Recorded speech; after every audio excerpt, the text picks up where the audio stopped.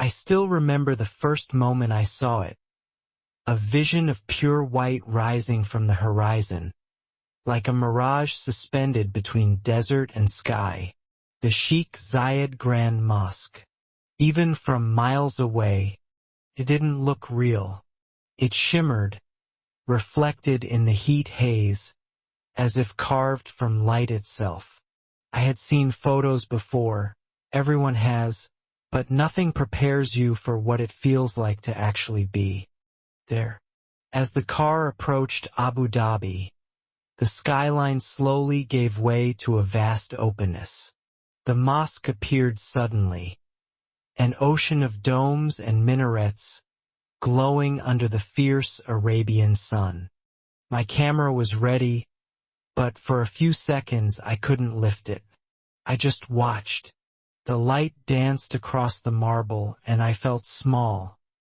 Not in a way that was intimidating, but in a way that reminded me how beautiful human creation can be when it's done with devotion.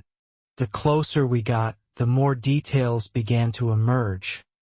The curvature of the domes, the rhythm of the arches, the way every single column seemed to hold a quiet secret. It was all white, blindingly white, but the light didn't just bounce off the surface. It flowed through it, wrapping everything in softness. Even the air seemed cleaner here. When I finally stepped out of the car, the first thing I noticed wasn't the architecture. It was the silence. There were people everywhere. Tourists, worshippers, guides. Yet somehow, there was this deep, respectful calm that seemed to hang in the air. It wasn't forced. It just existed like a shared understanding that we had entered a sacred place. Walking toward the main entrance, I felt the texture of the marble under my shoes. Smooth, cool, perfectly polished. The gates were grand but simple, designed not to overwhelm but to invite. Each line, each curve had purpose. The marble glowed in shades of white, ivory, and cream, reflecting the changing light of the day like a living canvas. The Sheikh Zayed Grand Mosque has 82 domes, and as I tilted my head upward, it felt as though they were floating. Each dome was crowned with delicate gold finials that caught the sun like tiny flames. The symmetry was flawless, every perspective, every angle perfectly balanced.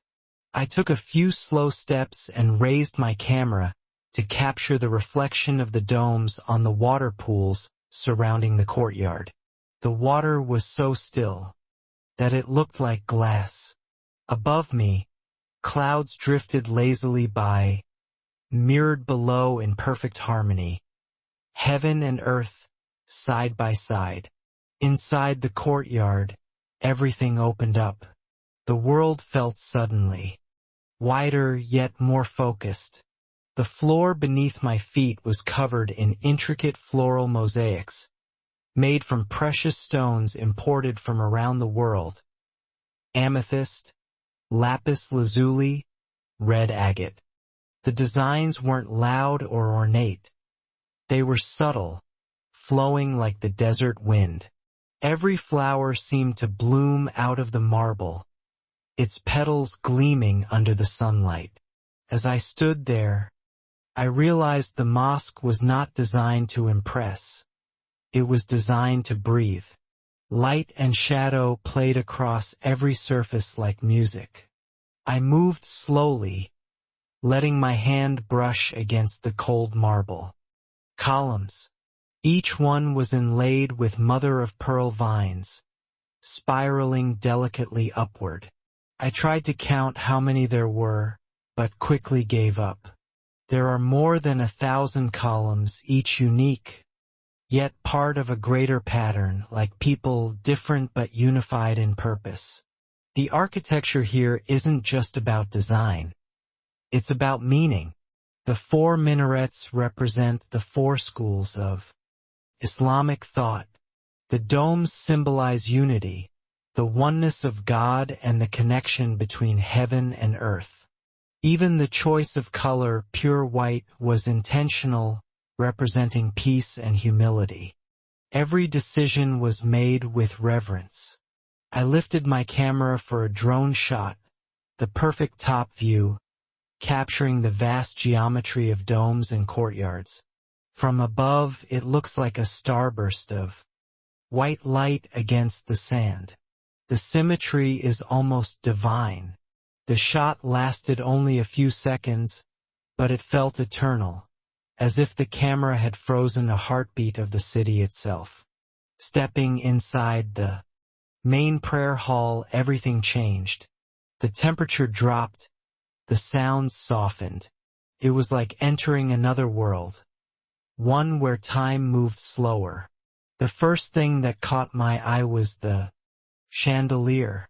Massive, sparkling, suspended from the ceiling like a drop of sunlight.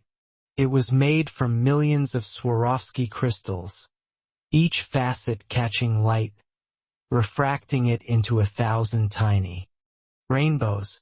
The chandelier seemed alive, breathing with the rhythm of the space.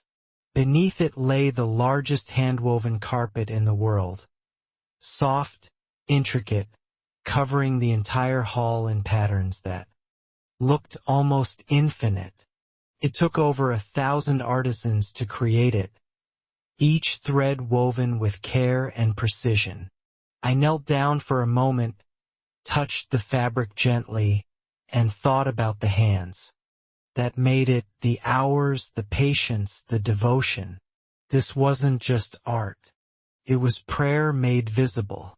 The walls around me were covered in white marble, carved with floral motifs that seemed to glow under the filtered light.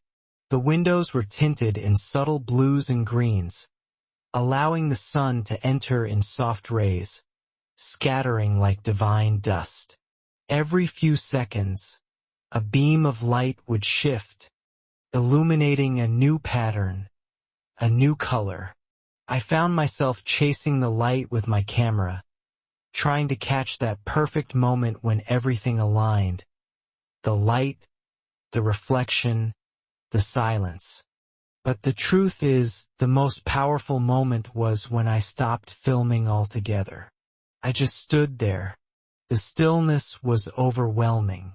You could hear faint whispers, footsteps echoing on marble, and sometimes nothing at all. It's rare, in our noisy world, to be reminded of how loud silence can be. It wasn't emptiness. It was presence, a quiet conversation between the heart and the divine. After a while, I stepped back outside, and the sun was beginning to set. The mosque had transformed again, this time into gold. The domes glowed like honey. The marble reflected the sky's soft pink hue, and the pools turned into sheets of liquid light. I set my camera for a slow-motion shot as a gentle breeze moved across the courtyard. Felt like the entire place was breathing with me. As the evening call to prayer echoed softly through the air, the atmosphere shifted once more. The light faded, and artificial illumination took over. But here's the magic: it didn't feel artificial. The mosque was designed so that even the night lighting feels like moonlight. The architectural lighting system actually mimics the phases of the moon, growing brighter on full moon, nights dimmer on new ones. It's subtle, poetic, and deeply intentional. I sat by the reflecting pool, camera beside me, watching the lights shimmer. The mosque, now a pale blue-white, stood still against the darkening sky. The domes glowed softly, and the golden crescents atop each one caught the last trace of daylight. Felt like time had stopped. There's something about this place that humbles you. It's not just the scale or the beauty. It's the understanding that human beings created this not to show power, but to express gratitude, to celebrate light, peace, and the divine connection that binds us all. Before leaving, I walked once more through the courtyard. My footsteps echoed softly, each one slower than the last. I turned back for one final look. The white domes shimmered in the distance, surrounded by their pools of still water. The reflection was perfect, the real and the mirrored, the heaven and the earth existing together as one. As I reached the exit, I whispered quietly to myself, "This isn't just a mosque. This is the soul of the UAE." And I meant it, because Sheikh Zayed Grand Mosque is not just a monument. It's a message, carved in marble and written in light. A message that faith and beauty can coexist, that peace can be felt, not just spoken, and that architecture, at its highest form, is not about what we build, but about what we believe. I left the place long after sunset. The drive back was quiet. I could still see the domes from the road, glowing faintly in the distance like pearls under the night sky. I rolled down the window and let the warm air fill the car. The city lights of Abu Dhabi sparkled ahead, but my mind was still inside the mosque. In that silence, that light, that endless white. Even now, as I replay the footage on my screen, it doesn't fully capture it. The light shifts too quickly. The marble feels too smooth to translate into pixels. But maybe that's the point. Some things aren't meant to be captured, only remembered. And whenever I think of the Sheikh Zayed Grand Mosque, I don't just remember how it looked. I remember how it felt.